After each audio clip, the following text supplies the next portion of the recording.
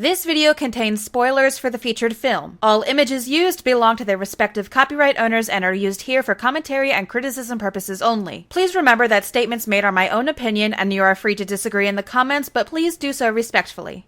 Hello, Alley Cats, and welcome back to Movie Monday. Today, I'm going to be hating life as we review and discuss the 2015 horrific abuse film disguised as a romance drama, 50 Shades of Grey. I cannot begin to tell you how awkward it was to have my boyfriend walk into the room during a particularly raunchy scene, and I have to tell him with a straight face that I'm watching it for work. But if it wasn't obvious enough, I have some rather strong feelings about this series as a whole, and I'm not even going to attempt to rein in my bias because that's just not how I operate. When I talk about something, I'm going to do so honestly. Many people know this series just by name without having read the books, but unfortunately I am one of the poor bastards who purchased this book by author Erica Mitchell, most known by her pen name E.L. James, out of sheer curiosity when the hype for this series was at its maximum levels. So even though I don't always refer to the source material when creating these reviews, I will be mentioning and comparing parts of the book with the film throughout this video. If you're just as tempted as I am to skip the plot overview and get right into my thoughts on this film, you can skip to this timestamp in the video. So with that said, let's get right into this abomination of a movie.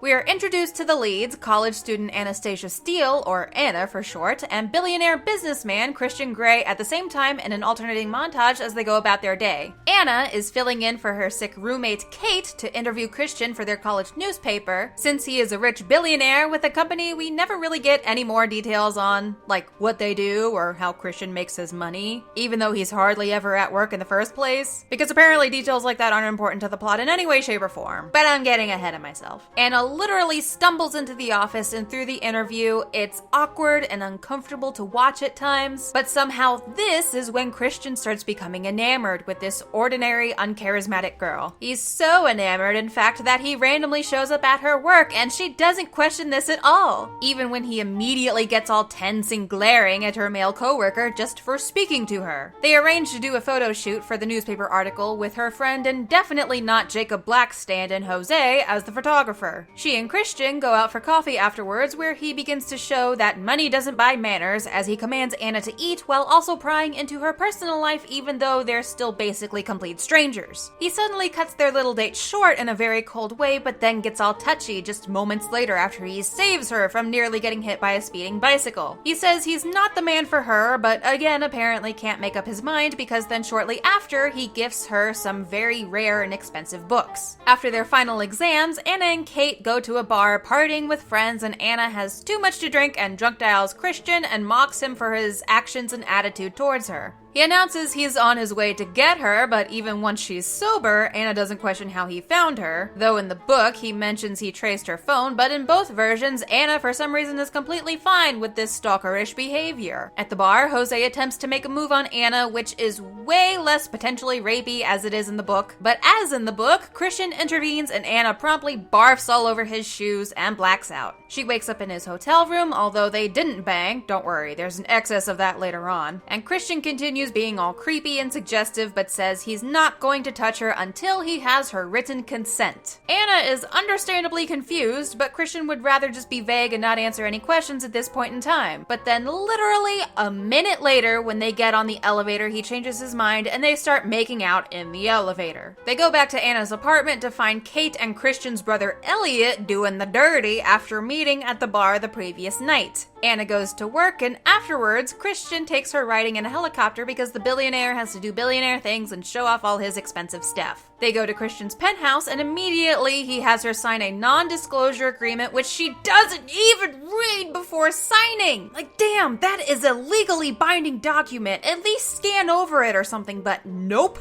And then we're treated to some of the most cringy dialogue in the history of anything. Are you gonna make love to me now? I don't make love. I fuck. Hard. This is my playroom. What, like your Xbox and stuff? Oh, why is this so bad? So Christian brings Anna to his playroom that does not consist of video games and instead is a sex dungeon containing a vast array of BDSM gear. Anna is mildly horrified, but not enough to make her not want to boink Christian. And they discuss the arrangement where she would stay with him through each weekend and basically be his bondage sex slave. Christian still continues to constantly contradict himself in a very frustrating frustrating way, saying Anna would have her separate bedroom because he doesn't sleep in the same bed with women, even though he already did just the previous night when he took Anna to his hotel room from the bar when she was drunk, and spoiler alert, he does it again just that night. He says he doesn't make love and that he fucks hard, but when Anna tells him she is still a virgin, he takes her to his bedroom so they can make sweet vanilla love. And keep in mind, this is when he said he wouldn't even have sex with her until she signs a contract drafted by his lawyer. And quick side note, while contracts can exist in the world of BDSM, it's typically written by both participants, so they know what each other's preferences and boundaries are, not created solely by one party trying to control the other and begrudgingly negotiating demands later on. So they have sex, and just like all their other interactions, it's awkward, clunky, unnatural, and very off-putting. The next morning, they're about to have more sex, but Christian's adoptive mother unexpectedly shows up and is very elated to meet Anna since she's never seen Christian with a woman before. So she invites Anna to dinner to meet the rest of the family and then immediately leaves even though she's only been there for like 2 minutes. But it's okay because the plot no longer needs her in this scene. Anna and Christian then go for a walk and Christian explains how he first got into BDSM at the age of 15 by being a submissive to his mother's friend, who Anna nicknames Mrs. Robinson. But she and Christian are friends now, so it's totally normal and okay. He goes on saying he's never taken another girl in the helicopter, banged in his bed, or slept in the same bed as any of the other dozen previous girls, making Anna unexplainably special in some rather forced, vague way. Christian then gives Anna the contract to look over in addition to a new computer to use for research relating to the contract. And this contract, oh, it is something else. It goes into detail about what foods Anna can and can't eat, says she must be on a birth control of Christian's choosing from a physician he picks, other rules and orders to be followed at all times, even outside the bedroom, lest she be punished in his special way. They don't even go over the entire contract in the movie. It takes up over 10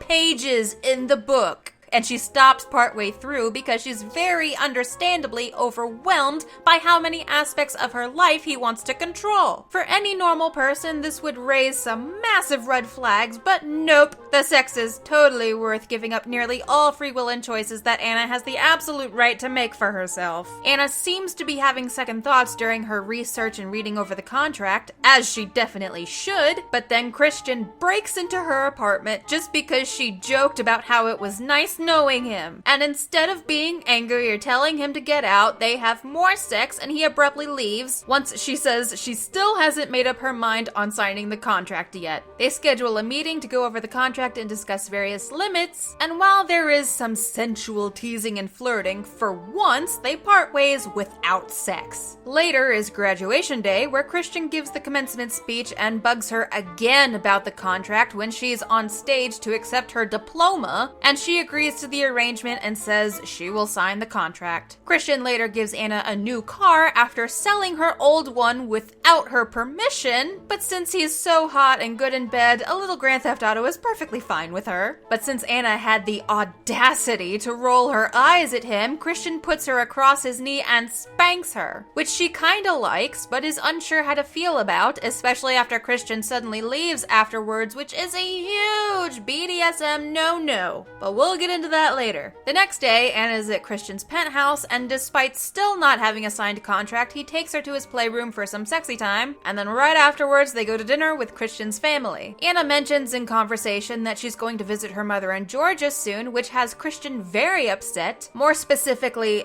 palm-twitchingly mad, as he states, implying he wants to hurt her just because he wasn't told about her plans. They go off to a secluded spot and argue because Anna wants more of a normal relationship, but Christian says he doesn't do hearts and flowers. Later, when Anna is sleeping at the penthouse, Christian comes into her room and tells her about his abusive birth mother, which doesn't make any sense why he'd tell her while she's still asleep, but okay, we'll roll with it. Anna then goes to Georgia to visit her mother and stepdad, and she texts Christian to say she misses him, and he informs her he is going to have dinner with Mrs. Robinson. Anna is obviously not very happy about this, so she ignores his texts and calls for the rest of the night. So like any normal boyfriend, Christian suddenly flies to Georgia to invade Anna's time with her mother, and still no one has any problem with this. How in the hell does anyone actually see this as romantic?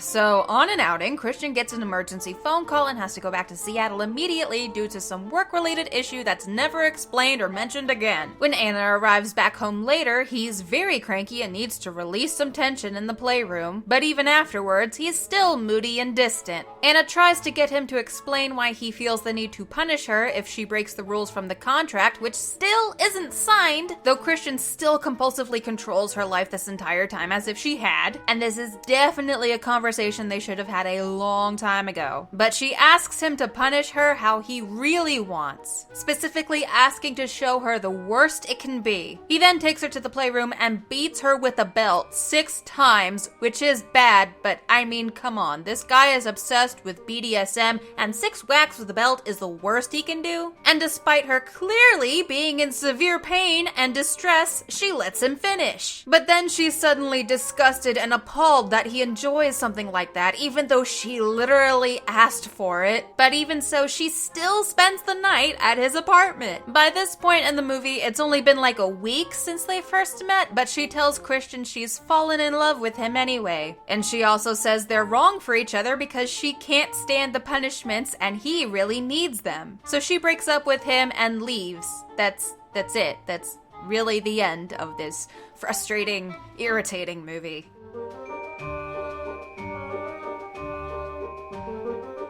For those who don't know, 50 Shades of Grey began as an alternate universe Twilight fanfiction, and having read and watched through the entire series as well, it's extra annoying how blatant of a ripoff it is. Not that Twilight is some marvelous creation in itself, but because they changed the names around, it somehow doesn't count as plagiarism despite the glaring similarities. And in case you're curious or doubting exactly how similar the first 50 Shades is to the first Twilight, the plot for both plays out as follows. An average, awkward, and unremarkable in every way brown-haired girl in Washington meets a mysterious and brooding man for their first strange interaction. He stalks her, but because he's so hot and mysterious, not only is she totally cool with it, but also completely mesmerized by him. He is completely cold and distant to her, but then begins to change once he saves her from an accident and tells her he's not strong enough to stay away from her. There is another male character who essentially becomes the third wheel because he's also interested in the girl, but the lead guy ultimately wins over. The lead male also has a dark secret world she can see but can't fully understand or be a part of. He roughs up a guy who comes on too strong to the girl to the point of approaching sexual assault. They walk in the woods and discuss the previously mentioned secret and start a relationship, then have dinner with his family. Her mother is remarried and lives in Southeast US, so the girl goes to visit to escape the drama in her love life back home for a while. The end culminates with her getting hurt as a result of him going too far with his dark secret.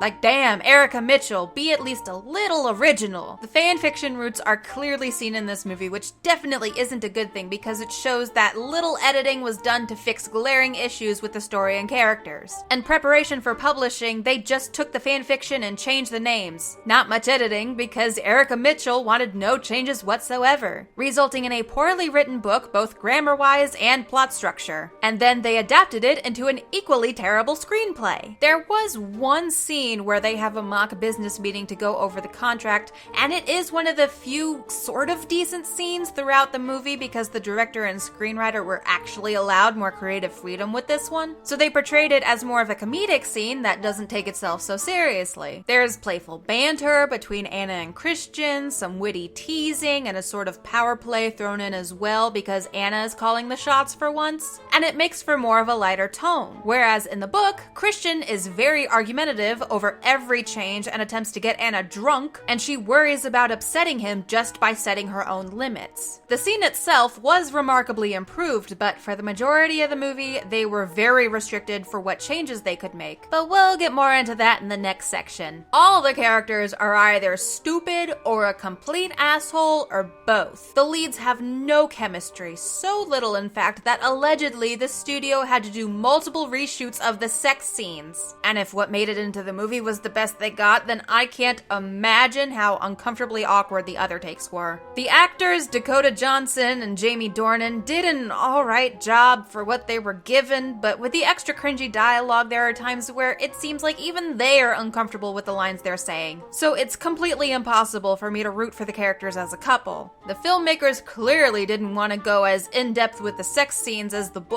to avoid an NC-17 rating, since so many theaters don't screen NC-17 movies. So what was supposed to be a kinky sex movie is severely lacking in kinky sex. The movie feels like it's suddenly cut off and incomplete at the end, and it sort of is, because the original fanfiction consisted of material that later became the first and second book, so 50 Shades of Grey is just the first half of the initial story. Erica Mitchell was very involved in the making of this movie, which likely contributed greatly to its negative reception, since just like the book, she didn't allow many changes or fixes to be made. So the film is a fairly loyal adaptation of the book. In any other circumstance, this may be considered a positive. But here, it's something rather unfortunate. But the best part of going from page to screen is that we don't get Anna's obnoxious inner monologue. And for once, it's actually a good thing we don't get the main character's thoughts on events throughout the story. It helps make movie Anna seem slightly more confident with more personality as opposed to book Anna, though she's still not completely likable overall. I am so tired of this trope where the amazing hunky male lead gets so fixated on an unordinary and generally boring girl for no other reason besides the plot demands it. And he gets so obsessed he becomes a damn stalker to protect her from literally everything in her life. I understand a movie about sparkling vampires shouldn't be expected to be the epitome of realism, but 50 Shades has completely normal people. And this sort of thing doesn't belong in a romance movie. It belongs in a horror movie about a deranged serial killer. Since the plot is condensed to fit a 2-hour runtime, they took out a lot of the controlling and manipulative behaviors from Christian, and also minimized the hesitancy and outright fear from Anna to make her seem like just a bit less of a doormat to Christian and other characters. She even asserts herself at the very end when Christian attempts to go after her as she's leaving and she tells him no, indicating an actually nice shift in power that's not shown in the book. I guess this is good to cut out a lot of extra content in a way so Christian doesn't seem as much of an abuser, even though he still absolutely is. He never outright rapes Anna in either series, but those boundaries are certainly fuzzy in the book and not so much in the movie, so you can tell the screenwriters really tried to improve the material and make it better in order to sell a decent movie. However, the series is a very unhealthy, disturbing, and negative portrayal of a BDSM relationship,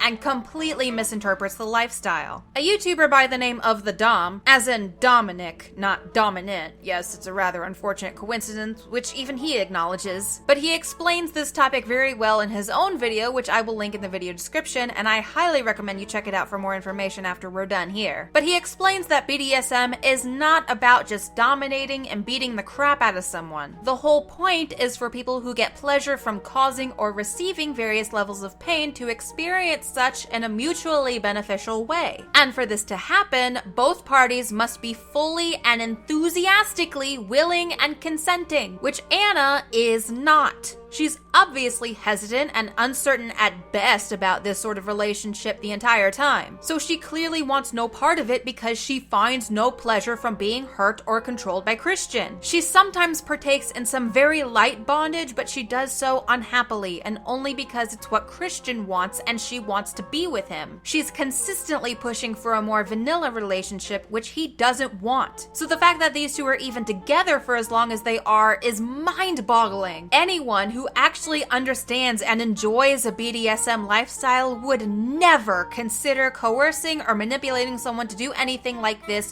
when they so blatantly don't want to. Because instead of having a kinky fun time all around, it would just be traumatizing for the unwilling participant, making for a rather abusive relationship. Another major aspect of BDSM that Dom talks about that Erica Mitchell apparently has no idea about since she's obviously not well versed on the subject is something called aftercare, where the dominant comforts the submissive and ensures their physical, mental, and emotional well-being after such an intense experience. This is something that Christian, again, someone who supposedly makes BDSM his entire life, and it's even mentioned in the book, he attended classes on the subject, has absolutely no concept of because he will spank or have rough sex with Anna, and then immediately abandon her afterwards, leaving her confused and upset. The contract itself also states specifically that if the dominant, meaning Christian, wants sex, then the submissive cannot refuse and also is not allowed to leave the arrangement until the agreed upon time period comes to an end, or unless he breaks the rules himself, which is so illegal in so many ways. I can't even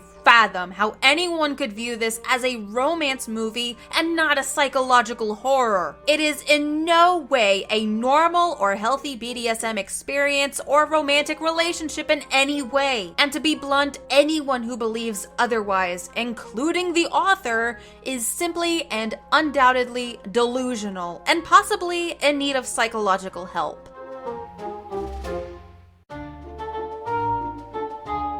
It's difficult to describe how to fix something that's so poorly thought out and written in its entirety other than just throw the whole movie away and try again, especially since most of the negative aspects are directly carried over from the novel, but there are some specific things I'd like to mention. First, I certainly wouldn't make it an exact point-by-point copy of Twilight. I understand that the original story published online was a fan fiction, which is perfectly fine, but if you're going to publish something and then allow it to be made into a film series, at least be original with your characters and make them people we can actually give a damn about. Next, the director and screenwriter wanted to change the ending to have Anna use her safe word while Christian is whipping her with the belt, but he doesn't stop. This is something that I feel would have been a fantastic addition, because it would give Anna a very understandable reason to suddenly leave Christian instead of because she suddenly doesn't like Christian's fetish that she's been aware of for the majority of the time, so it would make a lot of sense. It would also show how truly broken Christian is and how he's not actually as in control as he claims and thinks he is. This could have benefited the movie so much to center the conflict around Christian's problems, because it would also somewhat explain the abuse and manipulation he's put Anna through up to that point. There's even a part from the contract, clause 7, and yes, I checked, that states if at any time the dominant should fail to keep to the agreed terms, limitations, and safety procedures set out in this contract, the submissive is entitled to terminate this contract forthwith and to leave the service of the dominant without notice. It really seems like Erica Mitchell had written herself an out to take advantage of later and tie everything together in an almost sensible way,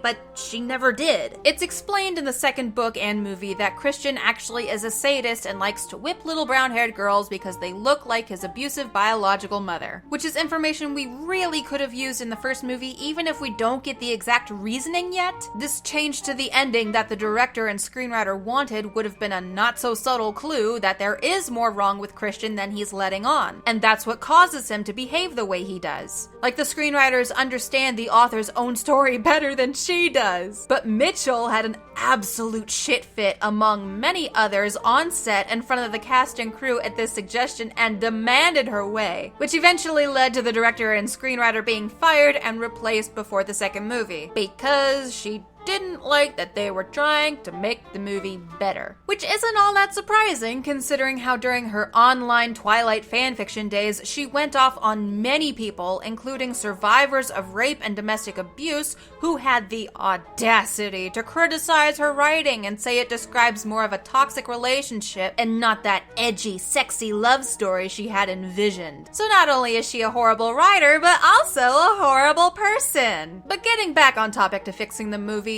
do actual research on BDSM relationships and how they function. I understand that maybe Christian's character is supposed to think he's in control of himself when he really isn't, which causes him to act out in very controlling and aggressive ways, which isn't even portrayed very well in the movie because Erica Mitchell is a whiny brat when people want to try to fix her awful story, but that's supposed to be the whole point anyways because Christian is 50 shades of fucked up. I get it. But then focus on that. As I said, make it the center of the conflict, and his character development as his mindset and attitude changes as he gets closer with Anna, and not have her constantly make excuses and instantly forgiving him for his abhorrent behavior because he had a rough childhood and he's just so hot. Damn, this series angers me so much. But that way, it would also be much less likely to give impressionable viewers the idea that Christians' behavior is not only acceptable in any way, but that it's also romantic, and that constantly being legitimately afraid of your partner's temper or fearing what they will do to you is sexy. To make this movie more critically successful, they should either fully embrace the danger, the Christian is a terrible person doing terrible things narrative, and go full erotic horror, or back off on the abusive mannerisms, because with the film as it is now, it has a weird balance between the two that just doesn't work. Those are the only specifics I can think of without just rewriting the entire thing. It wouldn't help a whole lot, but it'd certainly be a step in the right direction. That, and I just cannot talk about this damn movie anymore without feeling 50 Shades of icky. So with that said, I give 50 Shades of Grey my personal rating of 1 out of 10. The lowest I have ever rated any movie ever. I must be becoming a masochist because I will also be covering the 2 sequels, 50 Shades Darker and 50 Shades Freed, sometime in the near future. Let me know what you guys think in the comments below, and if you have any suggestions for movies I should discuss and review in the future. Thank you very much for watching. If you enjoyed this video, please leave a like and subscribe if you have not already, and until next time, I will see you guys later.